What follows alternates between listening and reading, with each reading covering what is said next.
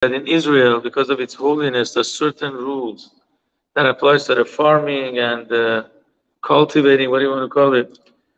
So you have to keep certain rules. One of them is that on the seventh year, you can't do any planting, plowing, you can't do any work on the ground, as far as planting and these things go. So the Torah says when you enter the land of Israel, and that was after 14 years. When they came into the land of Israel, the first 14 years, they were busy going through wars and dividing the land amongst the tribes. So from that time, they didn't have to keep these laws. But once the 14 years were finished, so they were counting 7 years, which means they had to count 6 years. And those 6 years, they could actually work on the field as much as they want. But on the seventh year, they have to let the land rest. No work at all. Obviously, certain things do grow on their own, like trees give fruits even if I don't work on the field. Or let's say sometimes whatever kernels fall on the floor and they grow on their own. So the Torah says you're allowed to eat them, but you don't own them. It's free for all. In Hebrew, it's called hefker.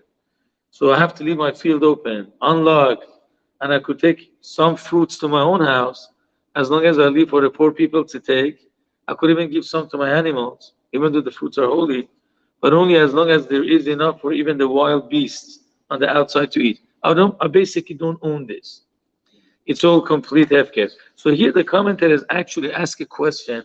Why is it that on the seventh day you have to let the field rest?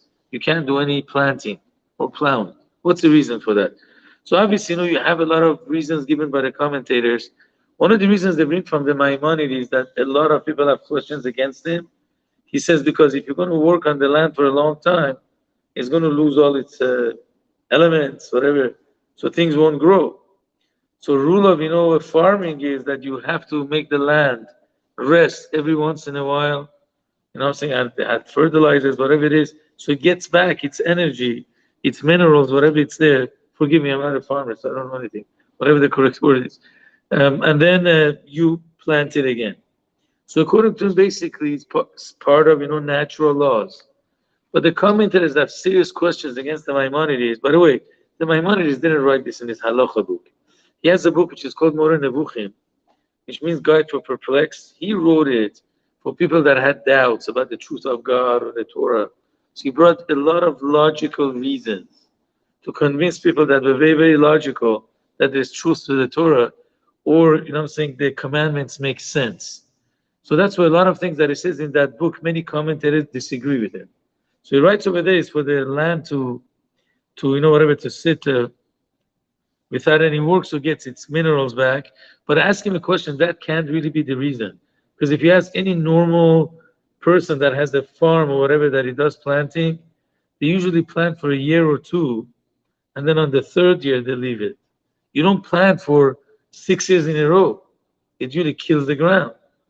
So if the purpose was for the land to rest, so then what should be done is 1 year you plant, another year you don't plant. Well, let's say 1 year you plant wheat, that takes a lot of energy from the ground. Other years, I guess if you do like cotton, it doesn't take too much out of the ground. But to work for 6 years, it doesn't make sense. Besides that, they ask a question, the Torah is going to discuss what happens if you're going to ask, what will we eat on the 8th year? Why is the Torah asking that? Because in the 6th year you plant. 7th year you cannot plant, and it doesn't belong to you. It belongs to everybody to eat. So basically, most Jews were farmers. They have no business. The economy is bad, right? I guess we resonate with that. After President Biden came, that there's no economy anymore, right? But anyways, I hope he's not hearing me. He's going to come after me, raid my house now. He's going to send Mary Garland after me. Hopefully not. One day we're going to laugh at this. Don't take it serious. I hope nobody minds that I'm making fun of the president or the Democrats. I'm unfortunately not a Democrat. Okay. Fortunate. But anyway, so it says, what are you going to eat? 6th year we planted, 7th year there's no business. We can't sell anything.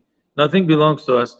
As soon as the 8th year comes, by the time you're going to plant, you won't be able to harvest till around Passover. So basically, how are you going to have food to eat till Passover of the 8th year? So over there, God says, I'm going to send a blessing on the 6th year. And the 6th year is going to give produce as for like 3 years. For the 6th year, for the 7th year, and actually for 6 months of the 8th year. So if the purpose is because the land loses its elements, right? So how could the 6th year give more than the previous 5 years? If anything, it should give less. So you can't say the reason is for the land to rest. It doesn't make sense. So if you look at Rashi, Rashi gives a different reason. It says the Torah calls it Shabbat LaHashem, is a year of rest for God's sake. What does it say, Shabbat LaHashem? Rashi says, L'Shem Hashem, you do it for the sake of God, Keshem Shneimar B'Shabbat Bereshit. Exactly like it says by the Shabbat of creation. So many commentators want to learn that Rashi is actually hinting what the reason is. Why do we keep Shabbat? We keep Shabbat because we show our faith that the world is not a Big Bang. It's not evolution. Actually, there's a God that created the world. That's why we rest on the 7th day, we work on 6 days. Again, because God created the world in 6 days, and on the 7th day, He didn't create anything new. So to speak, He rested. So I keep Shabbat to show that I have faith that God is the creator. So there's also, just like we have Shabbat weekly, so we have the 7th year that you don't do any farming, to show that yes, just we work 6 years, 7th year, we have like the sabbatical, that year of Shemitah, to show that we have faith in the creation of the world. That's the way they want to learn Rashi. Now there's one of the Mefarshim, Rabbeinu Ephraim. He wrote a book that's called Kleyakar. He also doesn't agree with the reason of Rashi. He says because if you have a reminder every week that God is the creator of the world, why would you need a reminder once in 7 years? You have it every week, Shabbat comes. And if you say that it's not enough to remember God, to keep Shabbat once a week, to remind us that God is the creator, so something that comes once in 7 years is enough. Even those every day. Besides that, that's very limited. You really do work. You could do construction. You could sell your jewelry, you know what I'm saying? The only thing you can't do farming or whatever, planting. So if every week isn't enough, why would once in 7 years be enough? So because of that, Kliyakar actually comes with a explanation. And actually there's a very deep medrash that actually agrees with this, seemingly. And actually we could take a lesson for our daily lives. He wants to say that the whole reason of Shemitah, God is testing our faith in Him. Do we believe that He's the one that gives us our livelihood? Or I believe that I make my own money? That's the whole test. So God says, you know what? Work for 6 years. Plant whatever you want. Don't give any rest to the land. On the 7th year, you can't do any planting. Right? So we get, panicked.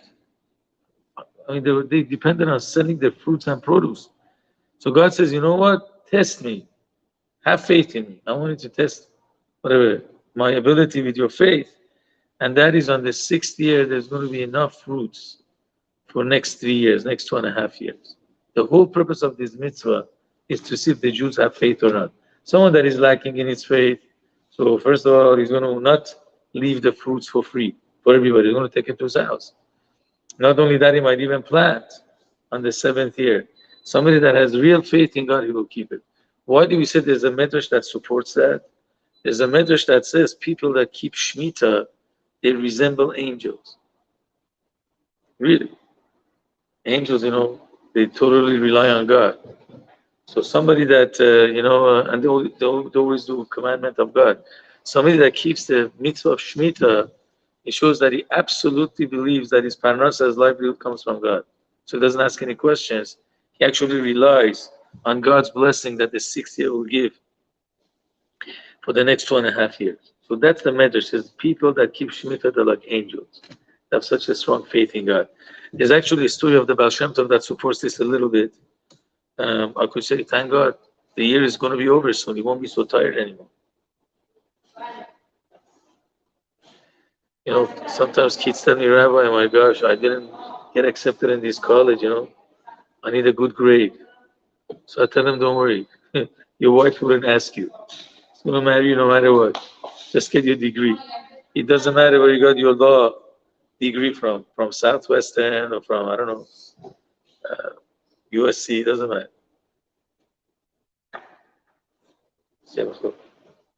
Anyway, so let's bring the story of the Baal Shem Tov. It might be that I did say the story in the previous, occasions. There was one time, God revealed to the Baal Shem Tov that there is a man that has more faith in God than the Baal Shem Tov. And Baal Shem Tov was no joke. Master of Kabbalah, very, very holy person. They say that he was really never distressed that much. When he was already in the trouble, he was able to feel that the salvation will come. Nobody's like him. But it was revealed to him that there's a man that has more faith than him. He could learn faith of God from him. So he was praying to find out where this guy lives. So finally, after many, many prayers, it was revealed to him. So, Baal Shem Tov used to travel Saturday nights. And a distance that would take a few days, he would travel in one night. He was really a miraculous person. So he gets to a certain place. Saturday night they travel, they get there Sunday morning, and then when they knock on the door of an inn, they find out that there's a religious Jew, that he was running the inn. In the olden days, one of the main businesses that the Jews had was that they would rent an inn, like a motel or a hotel. And the way they made their money was if people were traveling, they would sleep there. And then they had a kitchen, obviously, that it would make food for them. And they would sell the food. And obviously, Russians drink. Are you Russian, by the way? Yeah. Okay, so they drink vodka like water. Right? Stolichnaya over there was $3. It was $3. Yeah. One small bottle. When I was in Russia a few years ago. Here was $11, $12. There was one time a Russian guy that he lived 106 years. So they asked him before he died, why do you live so long? He says, because I never got married and I drank a cup of vodka every day. That's what the guy said. So I would not recommend you not to get married. Please get married. The vodka, I don't know. Depends on you. But the people that get married usually live longer because they have less stress. If they get a good spouse, obviously. I'm not talking about a troublemaker. So at any rate, going further, so the business that they had the inn. And, there were like squires, landlords, that they had to pay to the king certain amount of tax, but they could make their own rules. They had like a huge land in their own ownership, and then they would whatever rent it to different people. They could make any rules they want, as long as they pay their share to the king of the country. And many times, Jews did well, but it was a very harsh winter that people didn't travel, so the poor guy didn't make money. Whatever money he made, he had to spend for his kids and his wife and family. And they had to pay rent once a year. Now, why did I say they had their own rules? What happens if at the end of the year he doesn't have the money to pay his rent? So the landlord would throw him into a dungeon. And then he would kick them out of the inn. And the wife and the kids would have to go begging in the Jewish community until they come with the rent of a year. And then they would free this guy from jail. Terrible times. As I said, thank God these days we don't rent. We're all owners of properties. At least most Jews. Or at least most Persian Jews. I don't know. I'm just kidding. No, really, it's a real blessed generation financially. May God continue giving, blessings to all of us, that we should prosper a lot. It's a big pain. As I had a teacher one time, he said money is like toilet. But imagine you have to go to the bathroom and there's no bathroom to go. It's very, very painful. So I'm saying money definitely does not bring happiness. But with it, a lot of things are solved, a lot of problems. So anyways, going further, they come into this inn, and then the guy, is so happy. He sees about Shem Tov, and his followers, the students. So when it was early in the morning, they make a minyan.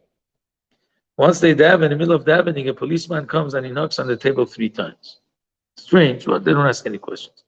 So the guy afterwards makes, large breakfast for the Baal Shem Tov, continental breakfast, what do you want to call it? So in the middle of, the breakfast, also the guy comes and knocks on the table. And then, once they're finished, they're about to bench to do Birkat Hamazon, the police comes a 3rd time and bangs on the table. So this time the Baal Shem Tov asks, why is this guy here banging on the table 3 times? So he says, today I have to pay my rent. And when the day of the rent comes, the policeman comes 3 times. After the 3rd time, I have an hour to go pay my rent. And if not, I want to be thrown in dungeon. So the Baal Shem Tov asks him, well, you look so relaxed. So why don't you pay him? Why are you waiting till the last minute?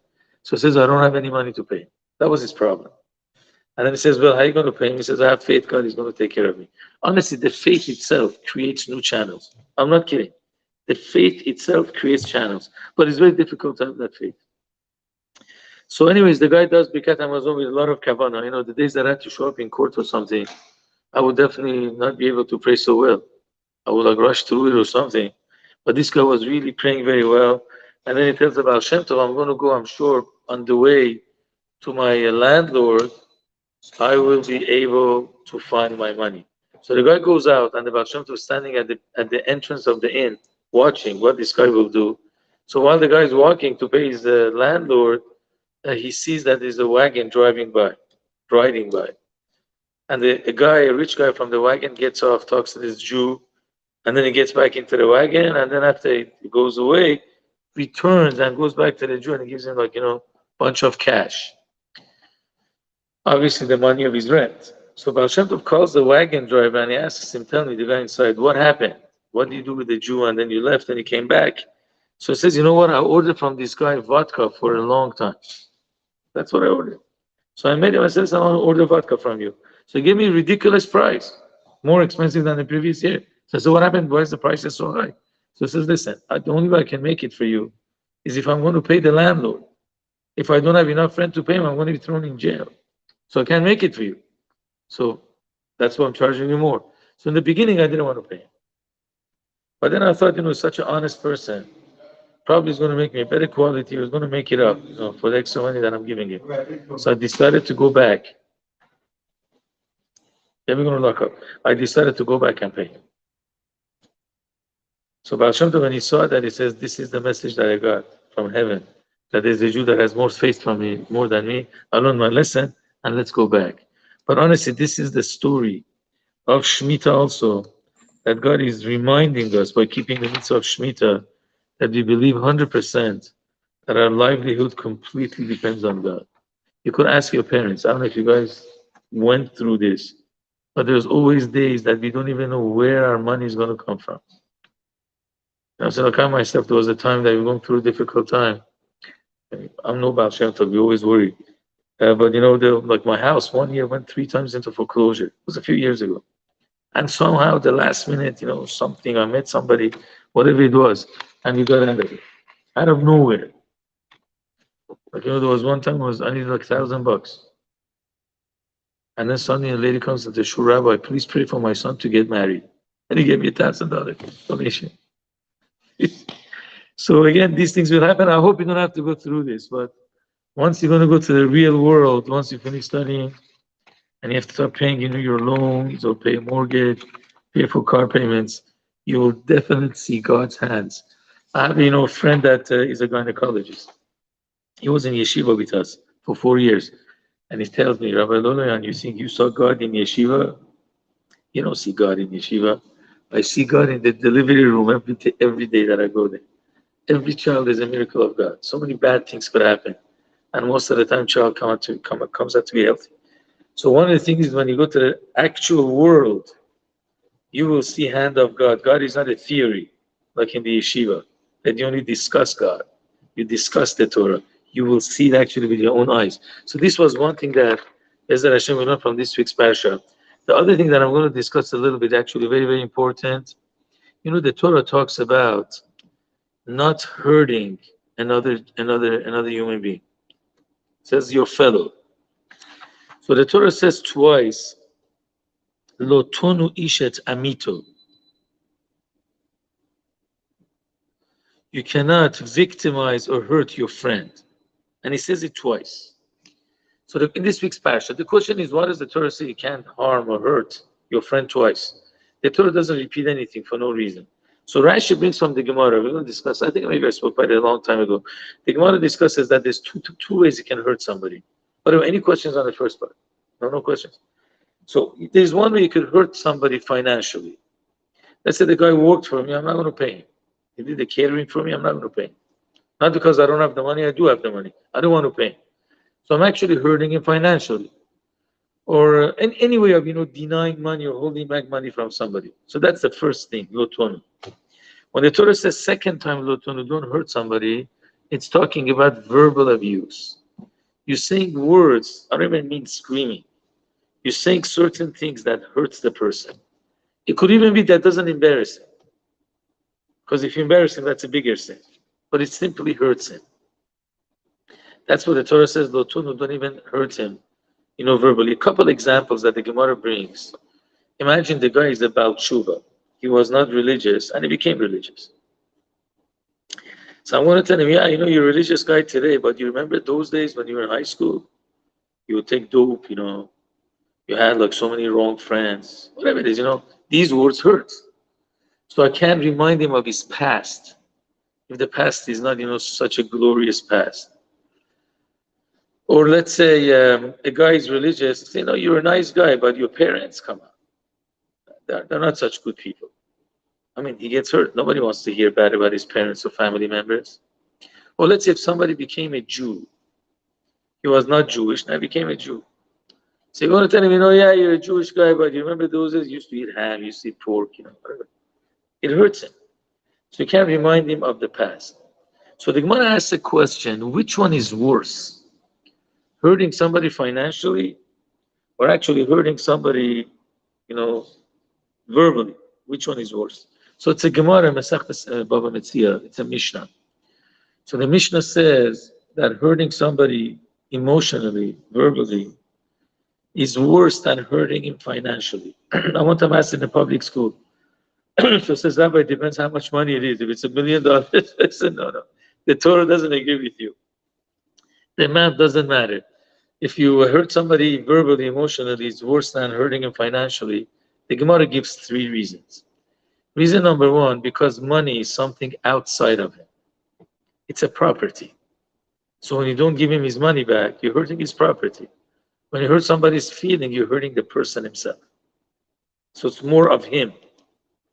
You're hurting a human being, not just property of a human being. That's reason number 1. Reason number 2, if I hold back somebody's money, once I return the money, that's it. The sin is gone. I owed him, let's say, $100, whatever, $1,000, I paid him back. But when I say bad words and I hurt someone, I can't take the hurt back. Once I hurt his feelings, it's hurt. Third reason the Gemara gives, the Mishnah gives, because when it talks about don't hurt somebody financially, the Torah doesn't say, "Ve'yareta melokecha," be scared of your God. So when I hurt him emotionally, the Gemara says, be afraid of your God. One of the ways to explain it, that means God will mix in. Because when I hurt you financially, you have a way out. Take me to a court. Take me to a Bezdin, take me to a civil court, if Bezdin allows it. And somehow you could put a lien on my house, you could get the money from me. But when I hurt you verbally, the court can't do anything. You know what I'm saying? What am I saying? Take your words back? And there's no fine for it in the Torah that you have to pay this much amount of money. So there's no compensation. So then who's going to actually judge my case? Court can't do it. So then God gets involved, which is a lot harsher. So when I hurt somebody financially, God doesn't get involved as much. Unless I go against Bezdin, you know what I'm saying? But if I go to the court, because there's a choice of a court, God doesn't mix in. But if I hurt somebody, emotionally, then God gets mixed in, which is very, very scary. So let's bring a couple examples of hurting somebody. Even if I say it in a joking way, it's considered to be hurting the guy. Many times it happens. Let's say, it happened in our synagogue one time. There was a book that was talking about Shalom Bayis, which means family, harmony, whatever, peace in the house. So there was a guy that, I don't know, he had some issues with his wife. So he picked up the book in the middle of the synagogue and he tells me, Rabbi, in my next life, have peace with my wife. I don't know if the wife was there, I don't remember, but I'm saying it's a joking way. But obviously it's going to hurt his wife. But what kind of words is that? Or, whatever it is, let's say you talk about, making challah on Shabbat, Friday, for Shabbat brings a blessing. And the guy says, Rabbi, tell my wife. And then he laughs as a joking way. Even though it's joking, but of course it's going to hurt the feeling of his spouse.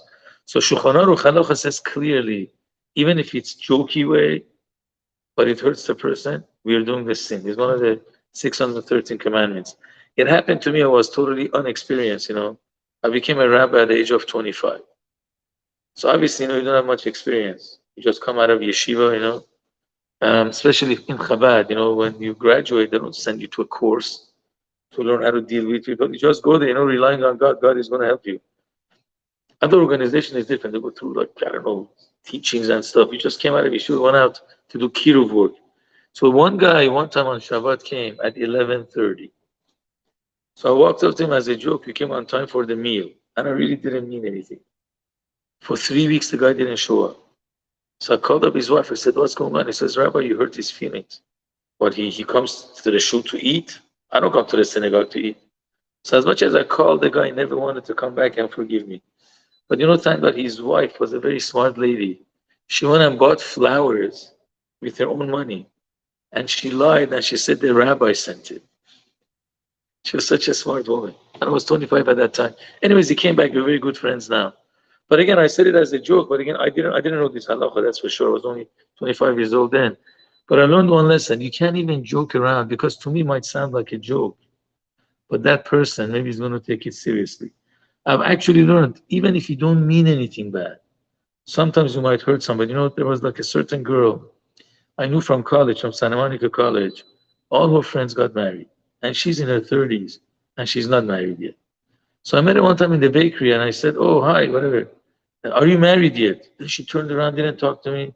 I met her the next week, and I said, "Listen, did I say anything bad?" He says, "Rabbi, you hurt me.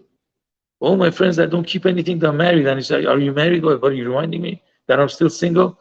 I honestly had to apologize, like for 5 minutes. I didn't know, forgive me. So I'm even afraid not to ask, "Are you married?" You know, maybe I'd say, "Be'ezrat Hashem, good news." Maybe I have to talk in a hinting way. But again, I learned one thing: you don't even mean to hurt somebody. But if somebody's feelings are hurt, you got to ask for forgiveness. It's actually unintentional sin. Um, this happens many times in certain synagogues. That they say whatever these words that are hurting, but you got to learn. Just like eating non-kosher food is a sin, hurting somebody's feelings is also a sin. Maybe even is even a bigger sin. So we just have to have it in front of our eyes. Never, God forbid, hurting somebody. Always say encouraging words. I think this is the other part that we have in this week's portion. Um, any questions, people? No questions. Simple. Baruch Hashem. I think we're going to stop here, sorry, because this week I had like such a tough week, preparing a lot of stuff. So we stop here. Let's go to Schnitzel is good. You want to go somewhere else? You want to go to Shanghai? Huh? So you want to go to where? Schnitzel sounds good. Let's go to Schnitzel. Good day, guys. Sorry that was short.